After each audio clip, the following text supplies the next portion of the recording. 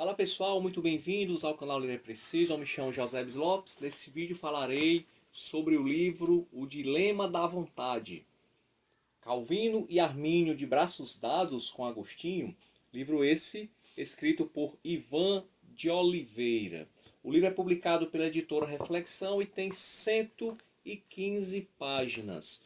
O autor Ivan de Oliveira, ele é pós-doutorado em Ciências da Religião pela Universidade Presbiteriana e também é pós-doutorado em Democracia e Direitos Humanos pela Universidade de Coimbra, em Portugal, entre outros títulos.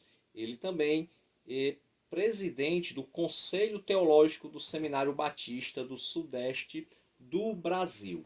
Segundo o autor, esse livro ele visa inaugurar uma série de livros a respeito do arminianismo filosófico, que seria o diálogo entre a teologia arminiana e a filosofia.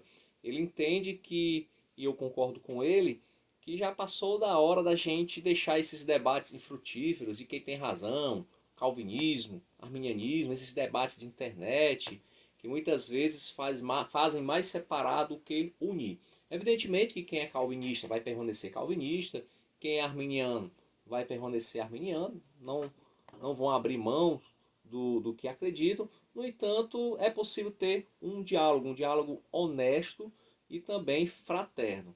Então ele espera que com esse livro outros escritores também venham entrar nesse diálogo entre o arminianismo e a filosofia. E aqui ele pretende abordar a questão da vontade, segundo Agostinho, e tentar ver até que ponto esse dilema da vontade de Agostinho ele vai contribuir para o calvinismo e arminianismo. O livro é dividido em 4 capítulos. No capítulo 1, que chama-se Agostinho de Hipona, o problema da vontade. Aqui é interessante que Ivan de Oliveira vai dizer que Agostinho, ele durante a sua vida, ele vai mudar o seu entendimento a respeito da vontade humana.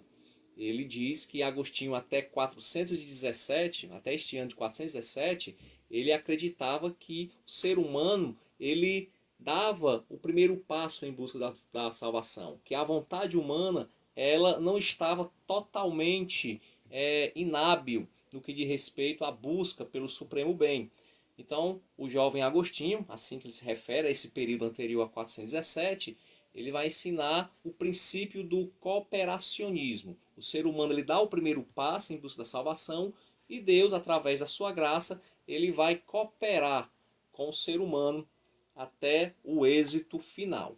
No entanto, a partir de 417, muito também devido a polêmica que Agostinho teve com Pelágio. Pelágio ele era um monge britânico que defendia que o ser humano em nada teria sido afetado pelo pecado de Adão, que o livre-arbítrio do ser humano ele está inalterado, assim como o de Adão, que não há pecado original. Então, o ser humano seria capaz de não pecar, desde que assim ele quisesse.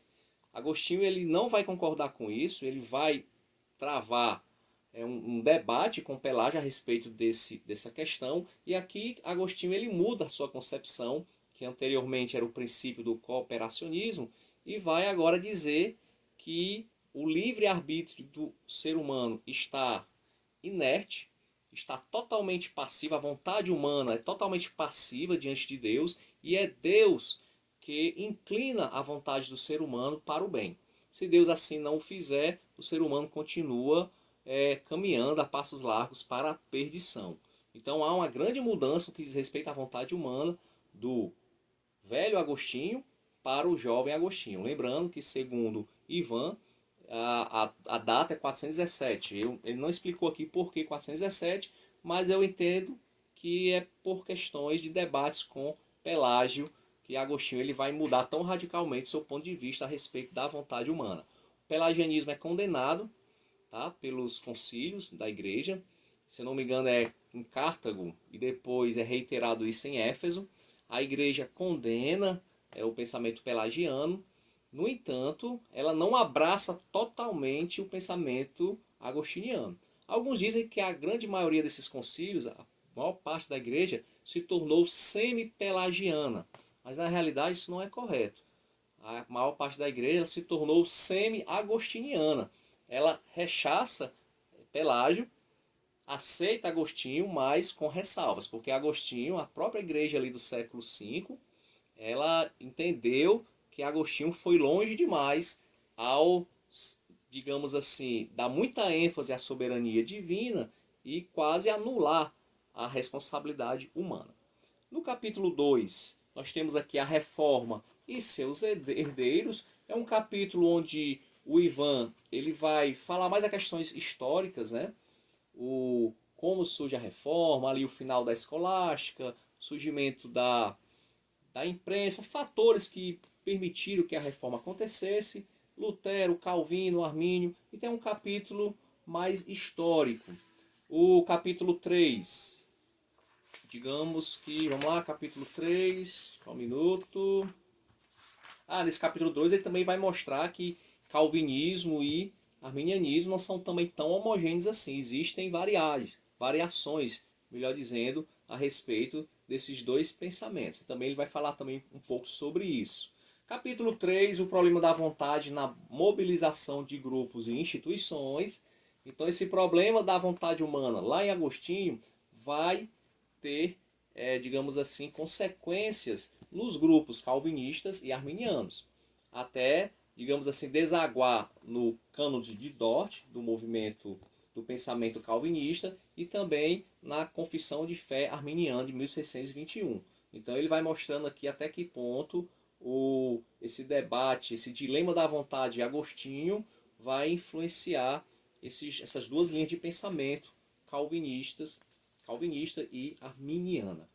E por fim, o capítulo 4, o pensamento agostiniano na compreensão do papel da vontade humana nas soteriologias calvinistas e arminianas. Ou seja, Calvino foi influenciado por Agostinho? Com certeza, mas o Agostinho velho.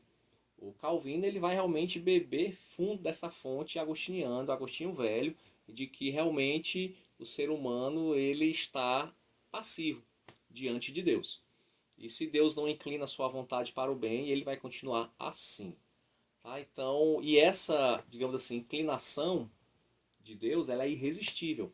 Não tem como ser humano resistir a ela. Não há coração duro que resista à graça salvadora de Deus, segundo o pensamento calvinista, que está de acordo com Agostinho mais velho. Aqui também, Ivan ele vai fazer aqui uma interpretação de Romanos 9, de acordo com as premissas calvinistas. Eu acho interessante isso, né? Então, Ivan ele é bem honesto, ele é arminiano, ele não esconde isso, mas ele explica o Romanos 9, que é aquele capítulo que gera muito debates entre calvinistas e arminianos, que Deus diz que vai ter misericórdia de quem quiser e vai também endurecer o coração de quem ele quiser também. E ele vai explicar Romanos 9 do ponto de vista calvinista. Então ele explica de maneira bem honesta esse capítulo. Depois ele vai para Armínio. Aqui eu acho interessantíssimo. A melhor parte do livro, na minha opinião, é o capítulo 1 e o capítulo 4, para mim. Os melhores capítulos.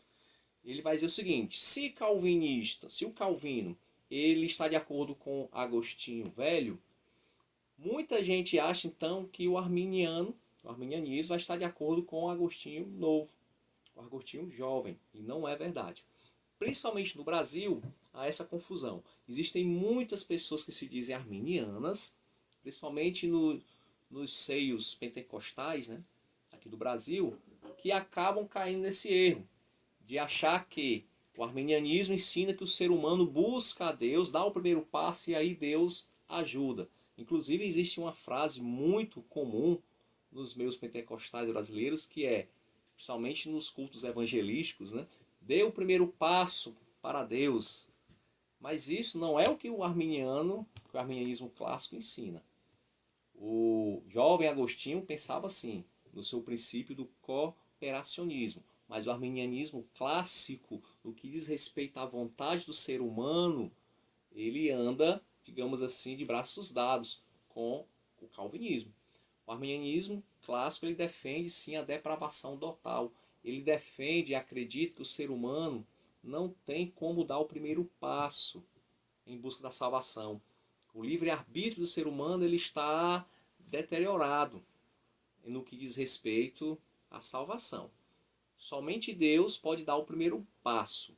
Só que o arminiano, ele vai dizer que existe a graça preveniente. Esse é um termo muito caro à teologia arminiana. O que seria a graça preveniente? É aquela graça que antecipa a salvação. A graça preveniente, ela restaura o livre-arbítrio do ser humano e permite que, uma vez tendo seu livre-arbítrio restaurado, ele possa decidir se resiste ou não à oferta graciosa de Deus.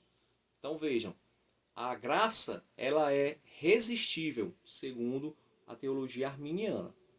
Mas ela só é resistível depois que ele tem o seu livre-arbítrio restaurado pela tal graça preveniente. Então aqui você vê que é uma grande distância entre o arminianismo clássico e Agostinho jovem.